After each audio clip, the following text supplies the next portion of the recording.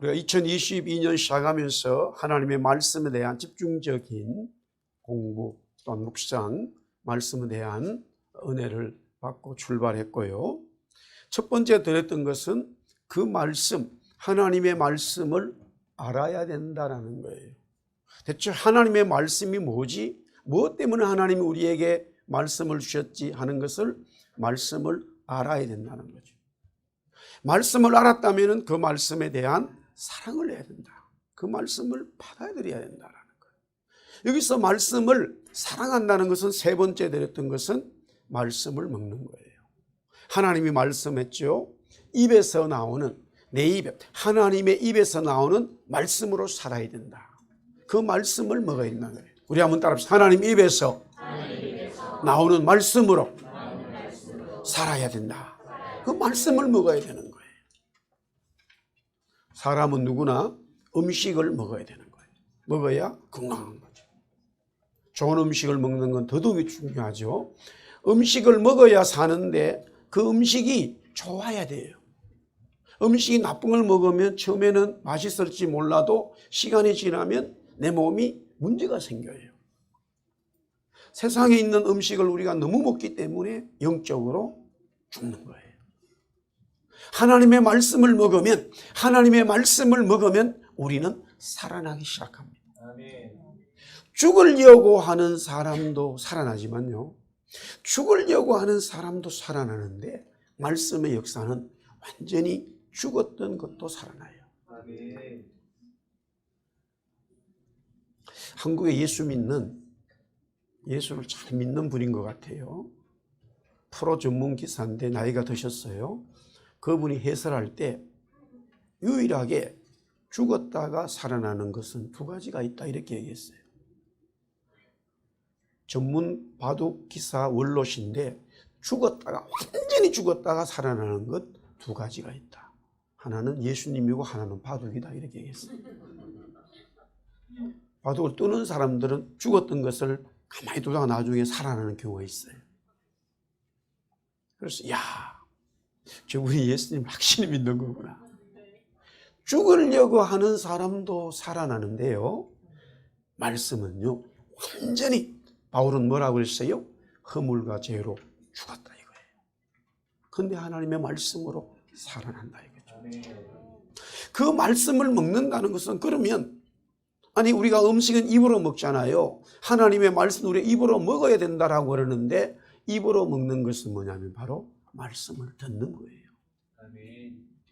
먹는 것이라는 것이 말씀을 듣는 거예요. 잘 듣는 거예요. 나의 아들아, 내 지혜와 훈계를 들어라. 내 지혜와 훈계, 명철, 지혜는 하나님의 말씀이었어요. 자녀들은 하나님의 말씀을 들을 때에 살아날 수 있다 이거예요. 또한 그 말씀을 듣는가 동시에 말씀을 보아야 된다. 말씀을 보아야 된다. 그게 다섯 번째 드렸어요. 지난번까지는 여섯 번째죠. 말씀으로 사는가 였습니다. 말씀으로 사는가. 결국 말씀을 알고 말씀을 사랑하고 말씀을 먹고 듣고 보는 것은 말씀으로 살아가는 것으로 증명이 되는 거예요. 말씀으로 살아가는 것으로 증명이 되는 거죠. 다윗이 범죄를 하게 됩니다. 하나님은 나단 선지자를 통해서 그 말씀을 전하게 합니다. 말씀을 전해주라 이거예요. 근데 하나님으로부터 받은 말씀이 나단 선지자가 다윗에게 말하기는 굉장히 부담스러워요. 너무너무 끔찍한 말씀들이에요. 처음에 이 말씀을 전해야 되는데 자기도 부담이 있어요. 그래서 그 말씀을 바로 전하지 못하고 비유의 이야기를 하게 됐습니다. 비유로 이야기를 하게 됩니다. 그 비유를 듣고 다윗은 이 이야기가 나에게 해당되는 이야기구나 라고 깨닫지를 못해요. 우리 이스라엘에 이런 큰 놈이 있느냐라고 말해요. 그때 나단 선지자가 말하기를 왕 당신입니다. 말씀을 전했다라는 거예요.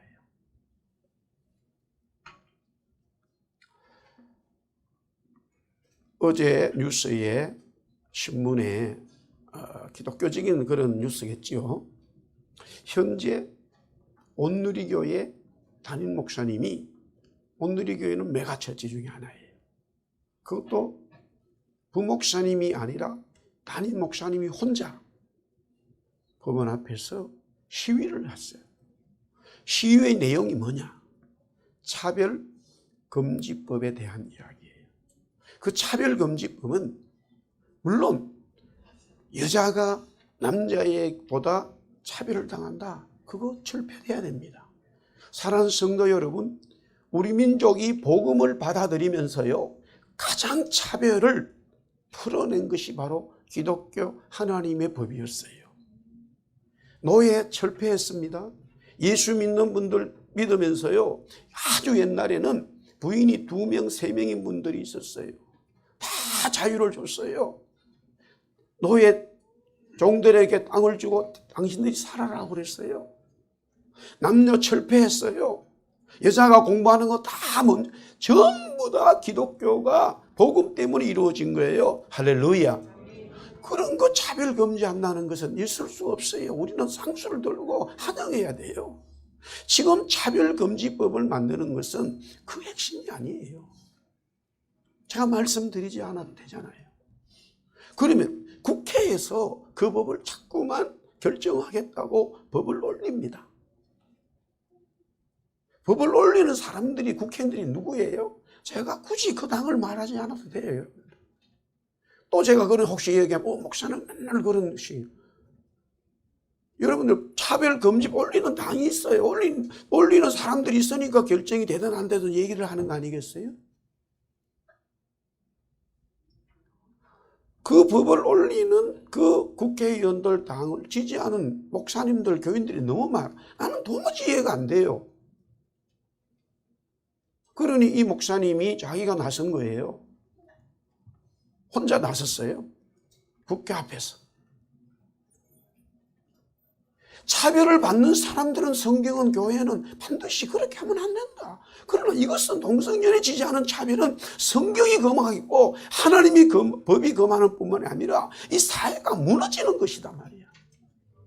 그러면 그 사람들을 우리가, 교회가 복음을 전하냐? 우리 그 사람들에게도 우리는 얼마든지 사랑의 빛을 가지고 복음을 전할 것이다 말이야. 아멘? 그렇다고 그 사람들의 그거를 합법적으로 법을 만들 수는 없는 거예요.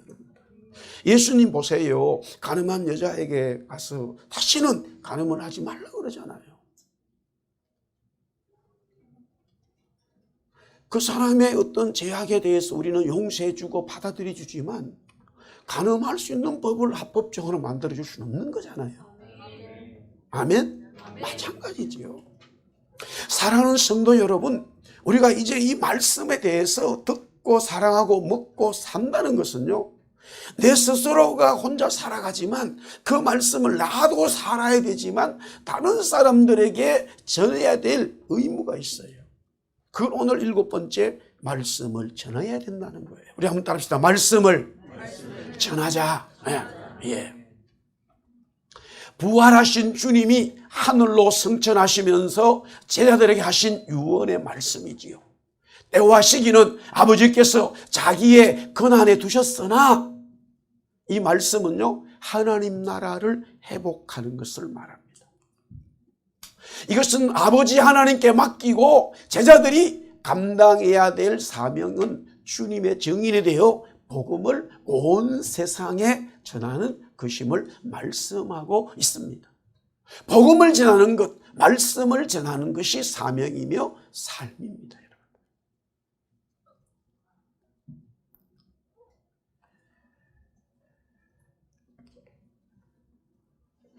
오늘 이 말씀을 전하는가의 첫 번째 사복음서, 마태, 마가, 누가, 요한, 이 4가지 복음의 마지막에 모두 이 4복음서 다 결론은 말씀을 전하는 것으로 되어져 있어요.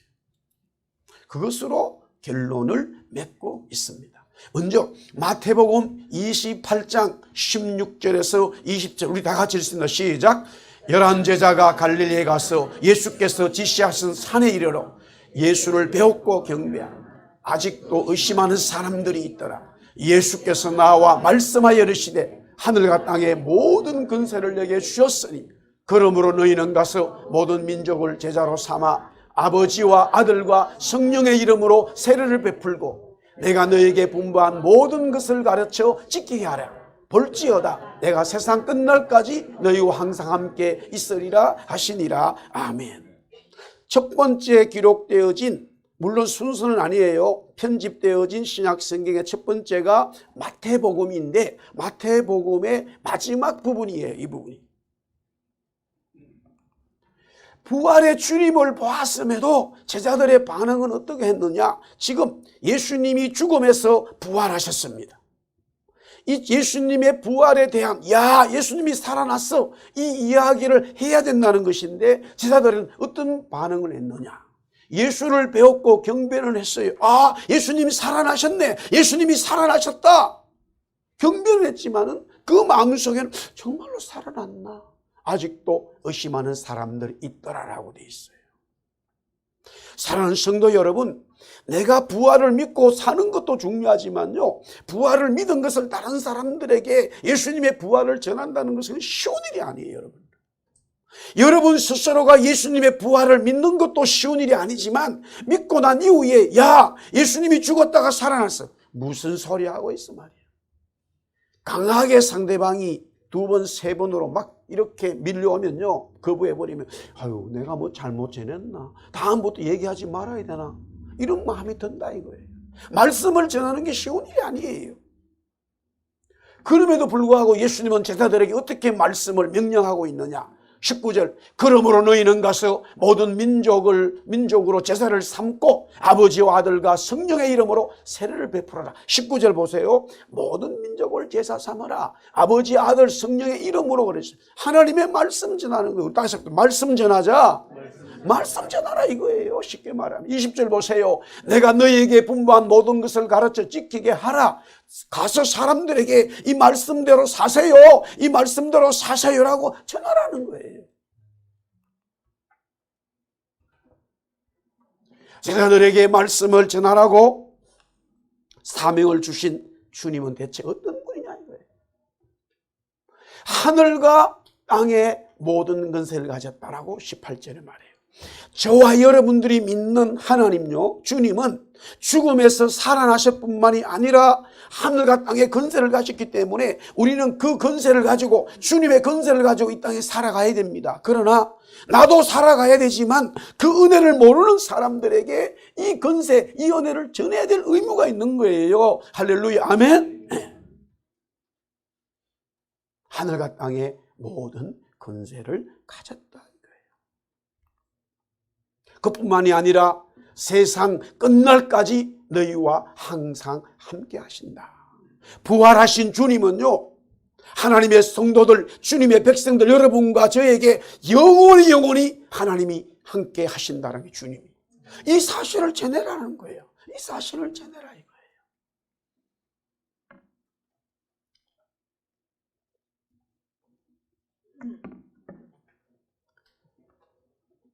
오늘의 교회 담임 이재훈 목사님 제가 잠깐 언급했습니다마는 그분은 저는 개인적으로 몰라요. 또 그 교회에 대해 잘 모릅니다.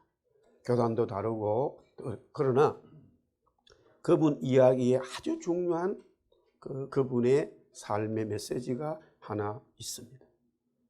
그 이야기는 뭐냐면은, 그분은 원래 장로회 신학대학 출신이 아니에요. 통합청 목사가 아닙니다. 온누리 교회는 장로교 중에도 통합이라고 하는 교단에 속한 교회였습니다. 그분은 합신이라고 하는 신학교를 나왔어요. 전혀 다른 신학교입니다. 그런데 거기서 그 교회에서 전도사를 시작을 했습니다. 그러는 중에 자기가 이제 그 전도사 하는 거기에 교사 한 분이, 여자분이 있었습니다. 그분을 사랑하게 되고 그분과 결혼하고 또 그분도 이제 부인이 신학교를 다니게 되는데 그 부인에 대한 이야기입니다. 원래 이분은 결혼을 했었습니다. 결혼을 했었고 결혼 생활 중에 자기 남편이 딸이 하나뿐만이 아니라 나이가 7살인가 많아요. 모든 면에서 여자분이 그렇게 생각했지만 전도사님은 계속적으로 접근을 하고, 근데 뭐 당연히 가족들이 좀 반대를 했겠죠. 그래서 결국 결혼이 되어졌습니다만 저는 개인적으로 그 이야기를 들었을 때에 이분은 보통 분이 아니구나. 나이가 많은 것도 쉬운 일은 아닙니다. 그러나 이미 결혼을 했고 또 전 남편이 죽었고 딸이 죽은 그런 상처 있는 여자를 자기의 아내로, 목사의 아내로, 평생 해야 될 목사의 아내로 받아들이겠다. 이것은 호세아가 하나님의 말씀을 받아서 순종한 그런 사건이 아니라면 이분은 이런 일을 우리가 할 수가 없겠죠. 일반적으로 그 온누리교회에 얼마나 많은 사람들이 있고 또 자기가 결혼하려고 그러면 많은 여자분들을 만날 수가 있잖아요.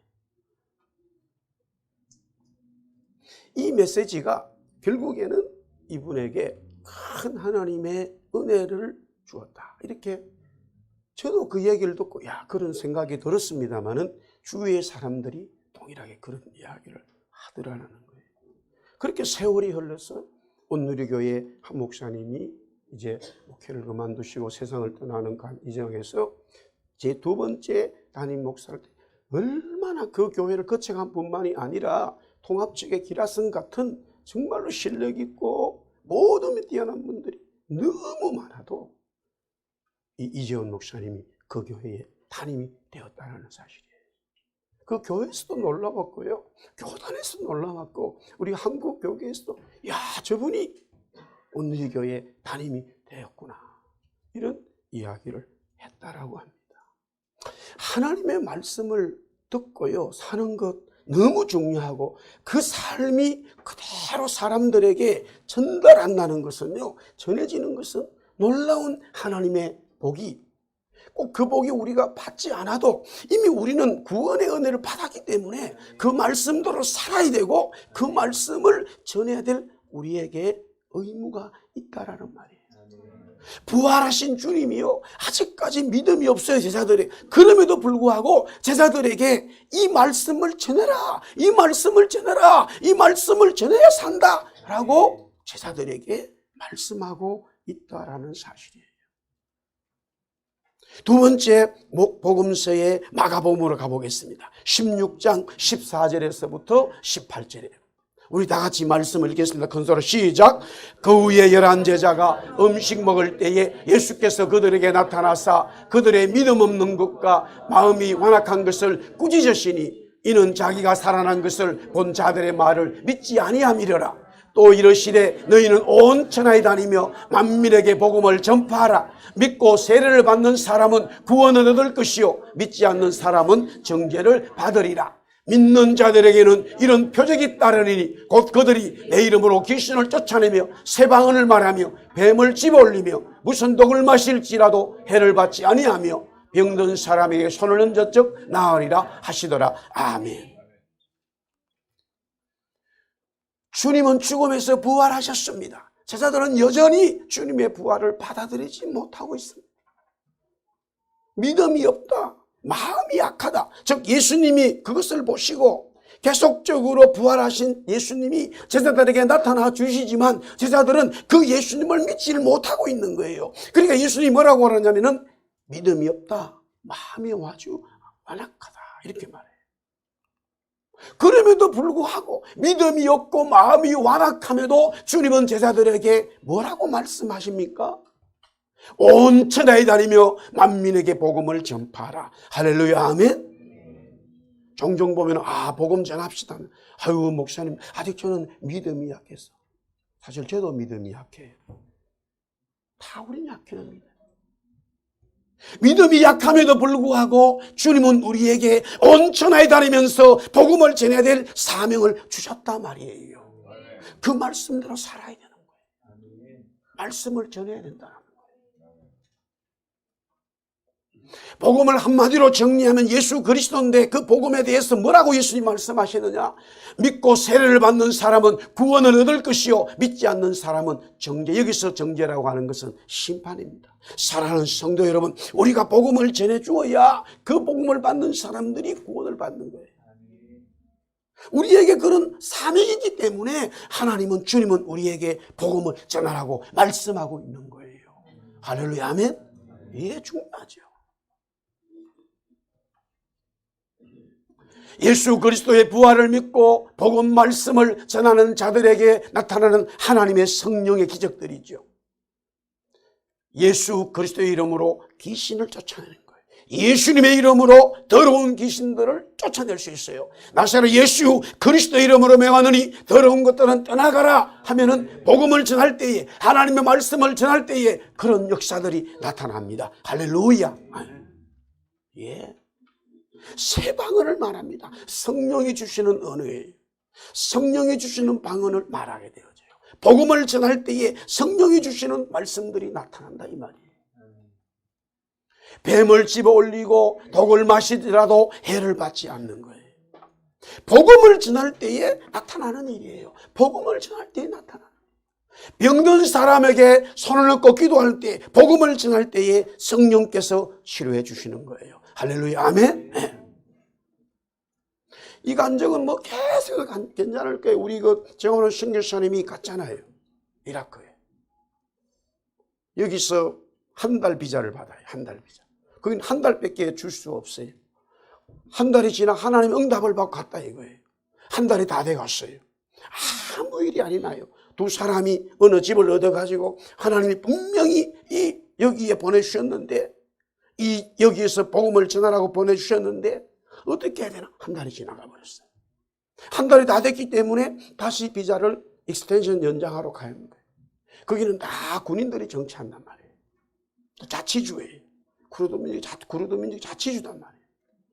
그러니까 그 사람이 비자를, 아니 당신이 왜 여기서 뭐하러 한 달 지났는데 돌아가지 캐나다로 왜 여기 있냐? 우리는 또 여기 아직 구경할 것도 많고. 여기 구경할 거 없다고 그러더라는 거예요. 없지요. 사실은 예수 복음 전하러 왔습니다 이렇게 말할 수는 없잖아요. 그런데 그런 일을 지금 인터뷰하고 있는 중에 이 인터뷰 이민관이 이렇게 이력서를 보니까 거기에 전자공학과 출신이다 이거예요. 당신 컴퓨터 전공했느냐고. 그렇다. 지금 우리 여기 대학교에 컴퓨터가 문제다 이거예요. 고칠 수 있느냐. 그렇게 묻는 거는 고치면 비자 주겠다라는 그런 게 있잖아요. 그래가지고 대학에 갔어요. 컴퓨터가 고장이 난 게 아니라 패스워드를 모른다는 거예요. 자기들이 모르는 패스워드를 어떻게 캐나다 간 사람이 알겠어? 그래도 못합니다 말할 수 없잖아요. 메인 컴퓨터다 이거 대학교에. 그래가지고 전기를 넣고는 패스워드 쳐시오. 우리 장로님도 컴퓨터 전문가시지만 모르잖아요. 패스워드 어떻게 알아요? 그래 자판기 붙들기도 하고 한번 눌렀다 이거예요. 됐을까요? 안 됐을까요? 처음부터 되면 또 교만할까 봐 한 번은 안 되고 두 번째 그때 아무거나 눌렀다고. 근데 컴퓨터가 탁 켜진 거예요. 할렐루야. 이 복음 전하기 때문에 되는 거야. 그게 아무래도 안 됩니다. 그 다음에 그런 일이 얼마나 선교지에서 많이 일어나요. 선교지에서는요 성령님이 하시는 거예요. 기도원에서 막 40일 금식하고 막 은혜가 벙벙 뜨는데 예루살렘 성전 뛰어내리면은 마귀가 탁 받아주는 것 천사가. 그런 것을 하시는 분들이 있어요. 성령 받고 막 독사를 갖다가 막 뱀을 집어 올리도 독사를 갖다가 독을 마시더라도 하니까 막 괜찮다. 여기서 말하는 것은요, 우리 따라합시다. 복음을 전할 때, 하나님 말씀 전할 때 하는 거예요. 하나님 말씀 전할 때에 우리가 할 수 없는 상황이 부닥치지만 복음의 역사, 말씀을 전한 역사에 성령 역사하신다는 말씀을 하고 있는 거예요. 세 번째 복음을 보겠습니다. 성경입니다.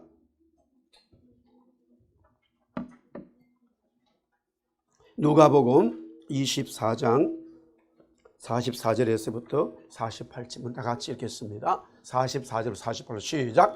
또 이르시되 내가 너희와 함께 있을 때에 너희에게 말한 바 곧 모세의 율법과 선지자의 글과 시편의 나를 가리켜 기록된 모든 것이 이루어져야 하리라. 한 말이 이것이라 하시고 이에 그들의 마음을 열어 성경을 깨닫게 하시고 또 이르시되 이같이 그리스도가 고난을 받고 제3일에 죽은 자 가운데서 살아날 것과 또 그의 이름으로 제3을 받게 하는 회개가 예루살렘에 시작하여 모든 족속에게 전파될 것이 기록되었으니 너희는 이 모든 일의 증인이라. 아멘. 하나님의 말씀은 누구를 가리키고 있느냐? 이 성경은 바로 예수 그리스도를 말씀하고 있어요. 예수 그리스도를 성경은 말씀하고 있어요. 성경의 구약과 신약의 모든 성경은 예수님을 말씀하고 있어요. 그 예수님을 발견해야지만 성경을 제대로 보는 것이다라는 것이죠. 예루살렘에서 시작하여 모든 족속에게 전파되어야 할 이 성경의 말씀은 구체적으로 무엇이냐? 예수 그리스도가 46절에 고난을 받고 3일에 죽었다가 다시 살아난다는 이 복음의 말씀, 하나님의 말씀의 진리, 핵심을 말하고 있어요. 그리고 그 예수 그리스도로 말미암아 모든 사람들의 제사함을 받을 수 있다 이거예요. 놀라운 일입니다. 예수 그리스도로 말미암아 인간의 죄가 해결될 수 있다 이거예요. 이런 진리의 말씀이 없어요. 반대로 말하면 이게 정말이냐 말이야, 이런 거짓말이 어디 있느냐라고 말할 수 있는 요소가 여기에 있다고요. 진리냐 거짓이냐 그 중간은 없어요. 정말로 진리 아니면 거짓이에요. 거짓 아니면 진리예요. 예수 그리스도 이름으로 모든 세상의 사람들의 죄가 사함을 받는다. 이것이 내가 진리로 받아들일 것이냐 아니면 거짓으로 받아들여야 할 것이냐. 그러나 누군가가 이것이 진리인지 거짓인지 나한테 전해줘야 된다 이거예요. 마지막 때에 보세요. 얼마나 많은 사람들이 거짓된 진리에 넘어가가지고요, 적그리스도와 거짓 선지자에 넘어가서 자기의 인생이 망가지고 영혼이 망가지는 일들이 얼마나 비일비재합니까? 얼마나 많습니까? 캐나다, 미국에도 뿐만이 아니라 우리 대한민국에도 진리를 거짓인데 진리로 받아들여가지고 자기 인생이 망쳐가는 사람들이 너무너무 많이 있어요. 예수 그리스도가 저와 여러분의 죄의 문제를 해결했다고 하는 이 진리를 받아들이는 게 정말로 진리냐 이거예요. 주님은 우리 한번 따라합시다. 내가 곧 길이요 진리요 생명이다. 할렐루야. 이것을 당연히 전해야 된다라고 말씀하고 있습니다.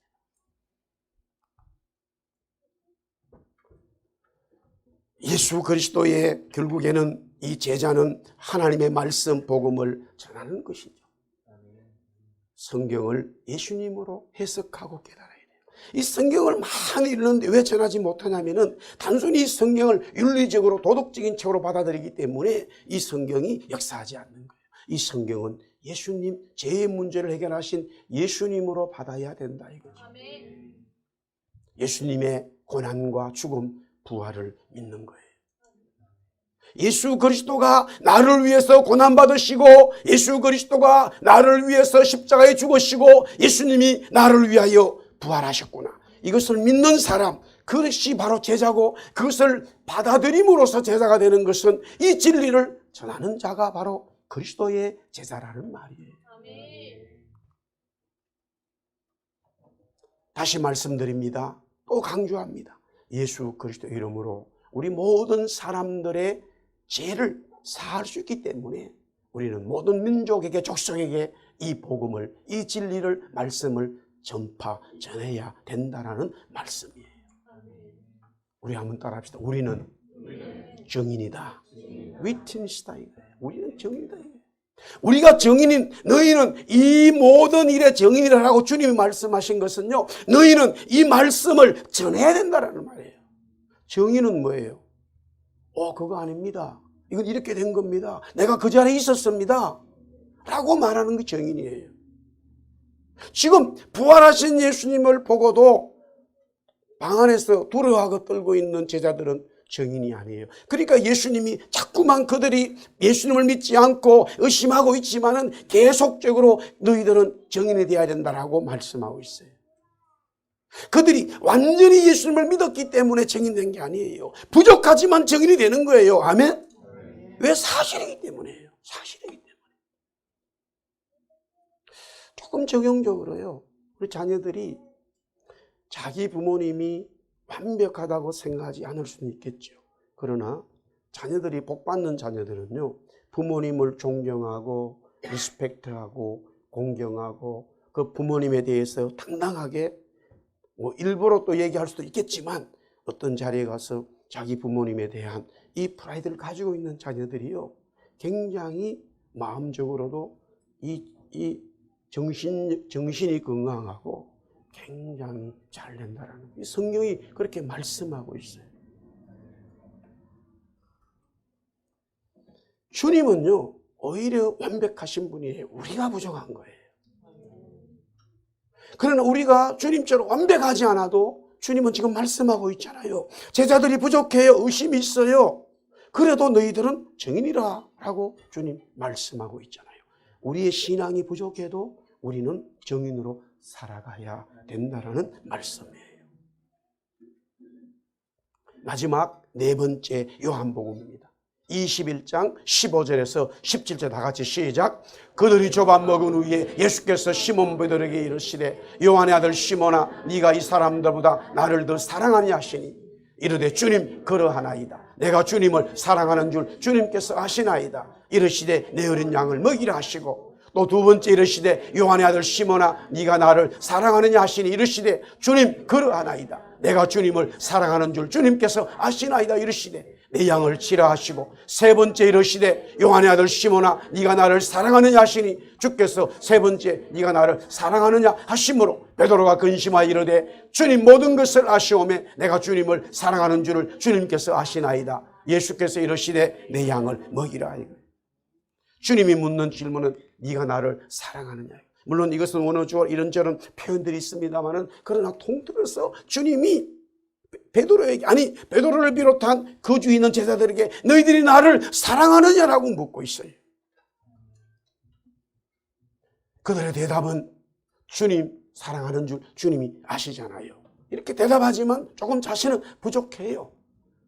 그때 주님이 뭐라고 말씀하시냐면은 15절, 16절, 17절 계속해서 결론은 뭐냐면 주님의 양을 먹이라.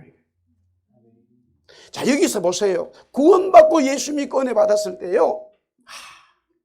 나는 막 사람 만나는 거 싫어. 난 사람에게 말하는 거 싫어. 이런 분들이 되게 많아요. 저도 사실 싫어요. 좋아하는 뭐가 있어요? 이거 써야 되잖아요. 그러나 성경은 뭐라고 해요? 주님의 양을 먹이라. 이거 뭐예요? 내 혼자 먹지 마라 이거예요. 우리 아이들이 우리 어릴 때 혼자 먹으면 뭐라고 그랬는데 그런 말이 혼자 먹으면 안 돼요. 맛있는 거 있으면 동네 아이들 같이 나눠 먹어야지. 부잣집 아이들이 이럴 때 제일 꼴미운 게 뭐냐면은 가방에다가 맛있는 거 가져가지고 수업 혼자만 먹고 있는 거야. 수업 시간 혼자 먹으면 또 그래 수업 끝나고 10분간 정규 시간에 혼자 또 먹고 있어요. 그래가지고 용기를 내 어떤 아이가 저는 개인적으로 쪽팔려가지고 지금 말을 하지 않았어요. 야 갑돌아 좀 하는데 이렇게 말을 할 수가 없어요. 어떨 때는 아유 좀 그 맛있는 거 좀 그럼 또 주면 좋은데 안 준단 말이에요. 그걸 이렇게 배보고 있단 말이에요. 아유 혼자 많이 먹고 잘 살아라 뭐 이런 생각이 들잖아요. 예수 믿고 구원받으면요 이 진리를요 전하지 않을 수가 없어요.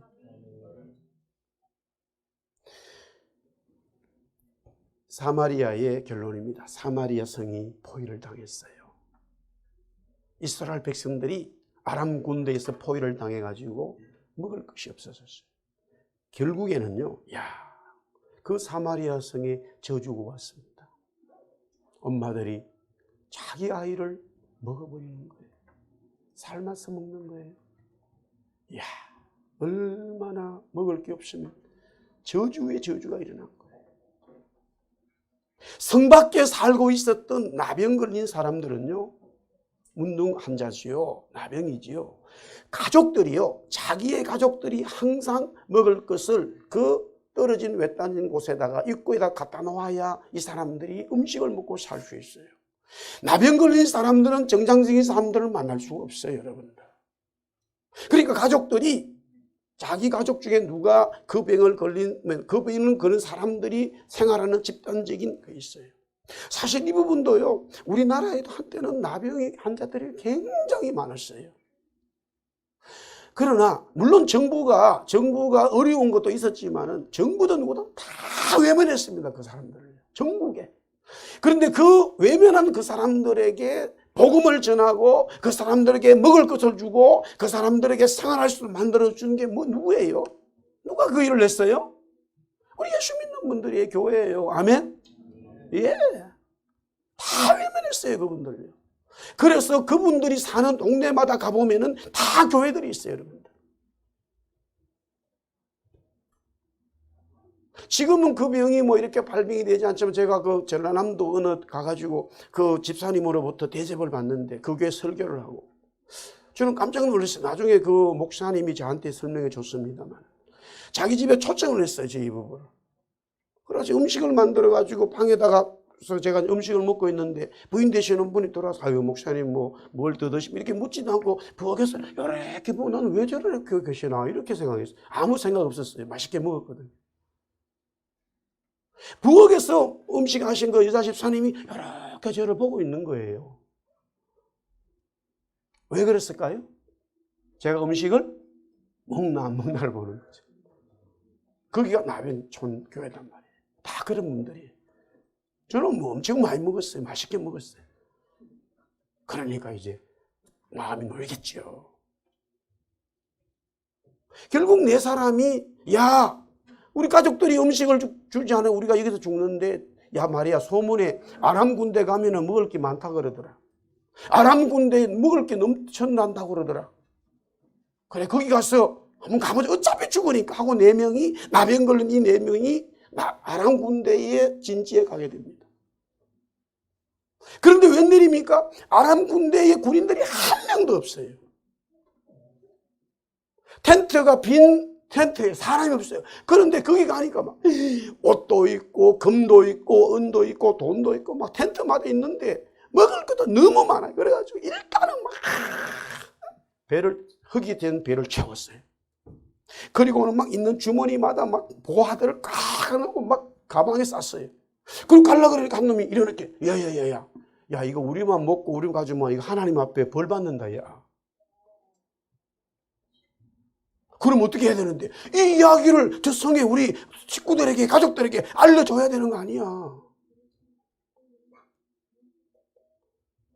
여기까지는 성경이고, 여기에 제가 이렇게 이야기를 하고 싶어요. 야, 우리는 나병 걸려서 가면 안 돼. 우리가 나병 걸리고 가면 우리는 돌 맞아 죽게 돼 있는데, 야, 그래도 지금 돌 맞아 죽어도 지금 가족들이 다 죽잖아.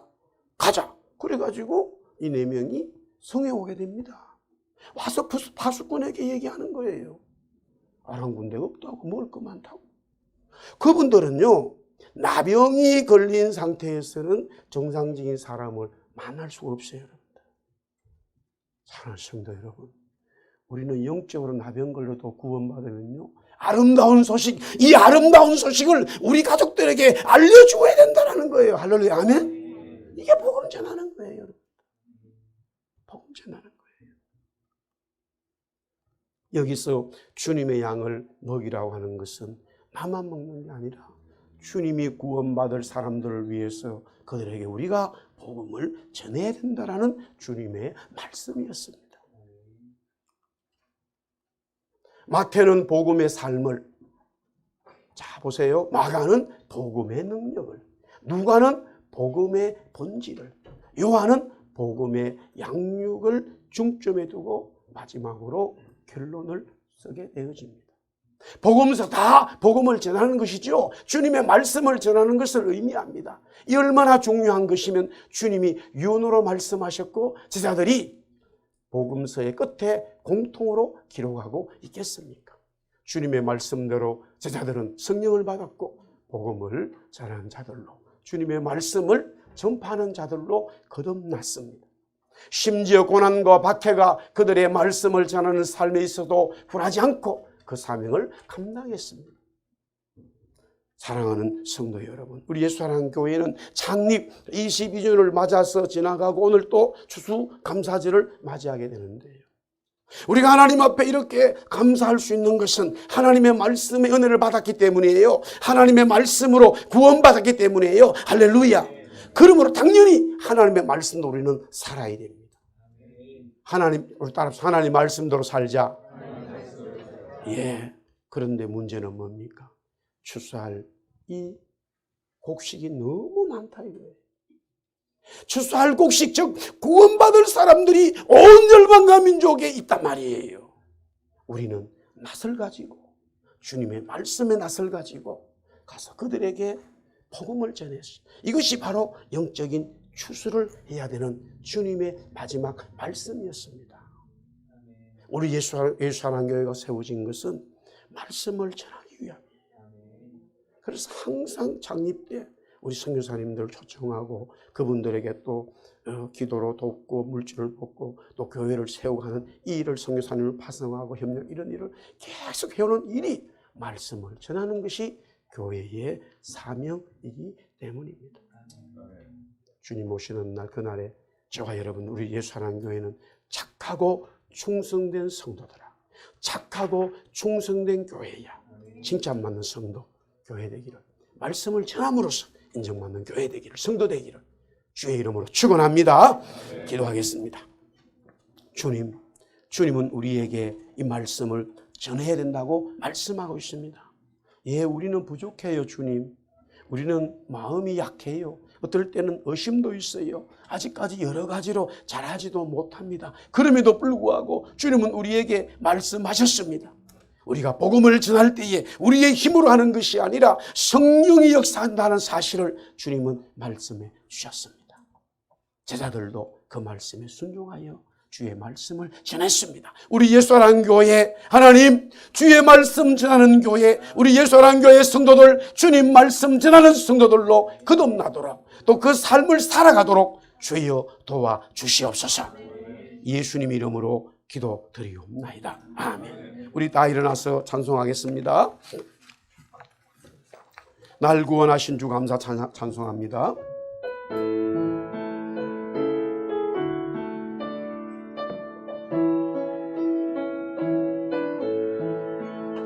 날 구원하신 주 감사, 모든 것 주신 감사, 지난 추억이네 감사, 주 내 곁에 계시네, 양기로 몸철에 감사, 외로운 가을 날 감사, 사라진 눈물도 감사, 나의 영혼 평안을 응답하신 그도 감사, 거절하신 것 감사, 헤쳐나온 풍랑 감사, 모든 것 채우시네, 아픔과 기쁨도 감사, 절망 중 위로 감사, 청량 못할 은혜 감사, 크신 사랑 감사해, 길가에 장미꽃 감사, 장미꽃 가시 감사, 따스한 가정 희망 주신 것 감사, 기쁨과 슬픔도 감사, 하늘 평안을 감사, 내일의 희망을 감사 영원토록 감사해.